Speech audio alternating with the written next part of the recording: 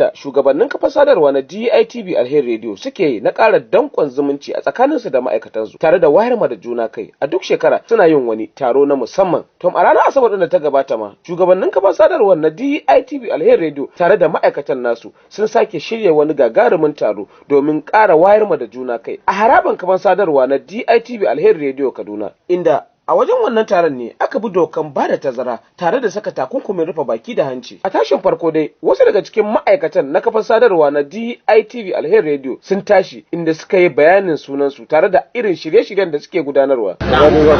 Wannan taro da za a yi na tabbata cewa kila da shigowar ka yanzu kafin ma a fara akwai wani abu ɗaya da kila da ka gani duka cewa cikin gida ne kuma da ba ka sa ganin ko amma kila kana ganin abin da sai nuna ma cewa kai kaga kaman daban dai wannan abu da za ka yi faɗan abu ɗaya. Gaskiya ne banda taro ne da shekara su da wajen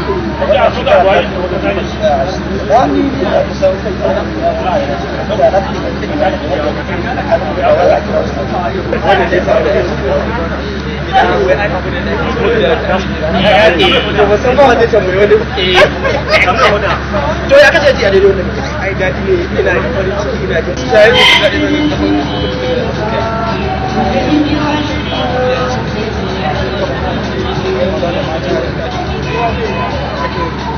gaskiya na ji daɗi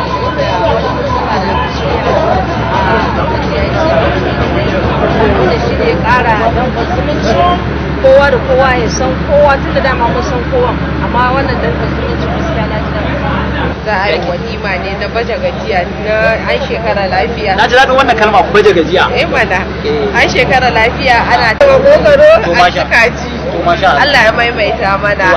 Alhamdulillah ka san dama aikin namu ya gaba. Mu ne ake kira malaman koyi. Idan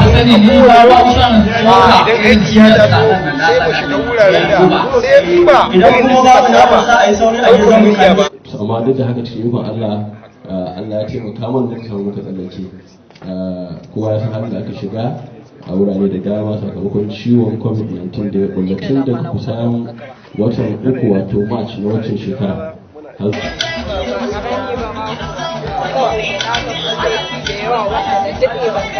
Duk da kuna wa aikata guda. Duka ba duk da ba aikata guda domin hakan shi duka ƙara ina fatan mu haɗa cikin. Daga bisani shugaban sashen labarai da al'amuran yau da kullum Malam Shu'aibu Gimi shine ya tashi yayi jawabi a madadin shugabannin kafar sadarwa na Ditv Alheri Radio. A madadin shugabannin wannan gida na Ditv Alheri Radio mai albarka da musamman kwamitin gudanarwa wato management committee na wannan gida, ina ma kowa barka da zuwa ko muna gode da aka zo. An yanke shawarar shi da wannan taro ne domin a zo isa da juna a yi godiya ga Allah subhanahu wa ta'ala da ya sa muka kawo wannan lokaci. Na tabbatar kowanne mu zai iya tunawa cewa shekarar da ta gabata ta 2020 an fuskanci kalubale a duniya baki daya, kuma wannan kalubale ya shafi harkoki da dama, ya kawo durkushewar wurare da kasashe da dama, kuma mu wannan mun da kuɗa gurgurdan hali sakamakon amma duk da haka cikin ikon Allah ya taimaka mana muka samu muka tsallake. Kowa ya san halin da aka shiga a wurare da dama sakamakon ciwon COVID-19 da ya bulla tun daga kusan watan uku wato March na waccan shekara har zuwa ƙarshen shekara kuma har zuwa yanzu. To amma dai mu alhamdulillah mu dukkan mu taro mu wa Allah godiya mu kuma roƙe shi ya ƙara taimaka mana, sannan kuma mu kasance mun ci gaba da aiki bisa gaskiya da riƙon amana da kuma kulla zumunci domin waɗannan abubuwa su ne za su ƙara albarka a wannan gida na Ditv Alheri. Wannan a takaice su ne abubuwan da muna godiya muna kira ga kowa da kowa da babu gudunmawa da kuma shawara da kuma ainihin dagewa don tabbatar da cewa an ci da samun nasarorin da ake bukata a samu a kowane lokaci. Haka wasu daga cikin ma'aikatan sun tashi a wannan wuri suka gudanar da wasan kwaikwayo domin nishadantar da ma'aikatan da suka samu halartar wannan wurin. Didin ko a koma daga can didin. Sarki ya amsa. A daina ta a natsa da din. A natsa da din. Alaikum. To. Alaikum. A kai. An gaida kabila ɗan yamuri, an gaishe ka. a shi kuma wannan daga ina sarki ya gaishe ka dan yamuri ai zaman fada awa amma kyau da huta a dan haska kudi da aka yi duhu da gurin haka ne baba ka ya haife aka dai haife ka ba abu da na cika yawa in yamuri ya kawo korafi wanka dade yace yana buƙatar sanin yadda za a yi ya samu haɗin kai tunda ya zo arewacin Najeriya ce yana neman yadda zai san jama'a ya samu haɗin kai ya san al'adun kowa ranka dade wannan gaskiya ne akwai abu guda daya kuma mai rauni ba mai rauni ba ka ce ranka dade ba a tare mu ya dade gaba daya akwai na student na san not one a kasar Hausawa ina so zai koya a Hausawa tun da na shiga na mun dariya to ban san wani matakin bai girma zai bi da zai koya wannan abu biyu kenan abu biyu kenan to ranka dade dan daya yana neman yadda zai san haɗin kai ya san jama'a a wannan arewacin Najeriya yana son ya iya haka yake to ranka dade a cikin wannan gida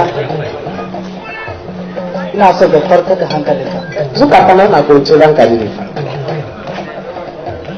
a shirya wannan gida ne duk wani kabila duk wani yare idan ya zo to da akwai kace kana so koya Hausa ina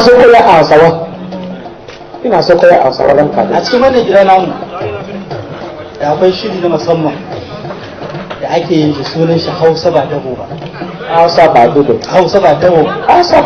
idan kana sauraron wannan shirin kullum zaka ji Hausa gabar jakin Kano haka ne ina so wuce jaki ko a lodin Kano ina so zai zama idan kana son haka ta faru akwai shiri da ake ce mishi ka shigo kasar Hausa akwai shirin Najeriya ɗaya harshe gamon da ake gabatarwa a wannan gida zai taimaka maka wajen samun yadda za ka zauna da ƴan uwanka da ka samu a arewacin Najeriya.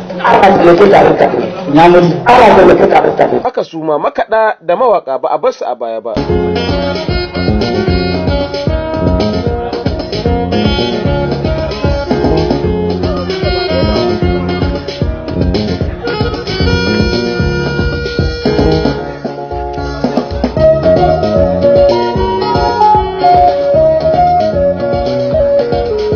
Shinkafa da daɗi yau gangare da na ce shinkafa da daɗi ni na ga zahiri shinkafa da daɗi yau gangare da ya ce shinkafa da daɗi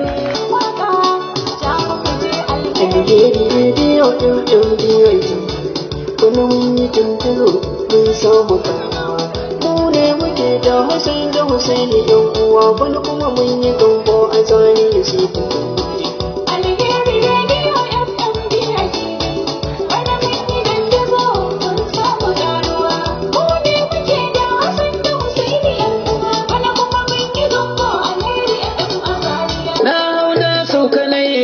tun da ni daidai yaban mai alkunya Allah ya ji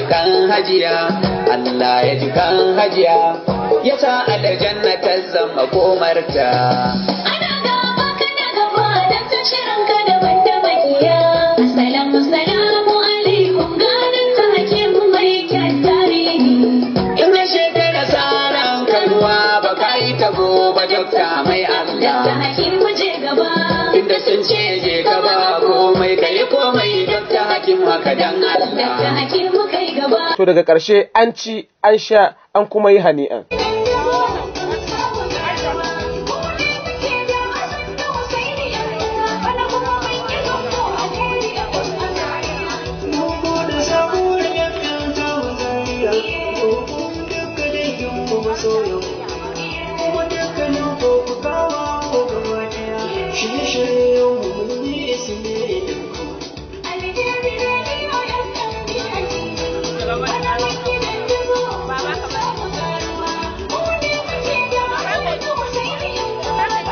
To mu dai anan zamu ce Ubangiji Allah ya maimaita mana wannan taro sannan ya ƙara haɗa kawunan ma'aikata da shugabannin kafan sadarwa na Ditv Alheri Redio. Ƙarshen wannan rahoton kenan. Abdullahi Musa Sogiji, Ditv gari ya waye. Ya waye dukan duhu na yayewa.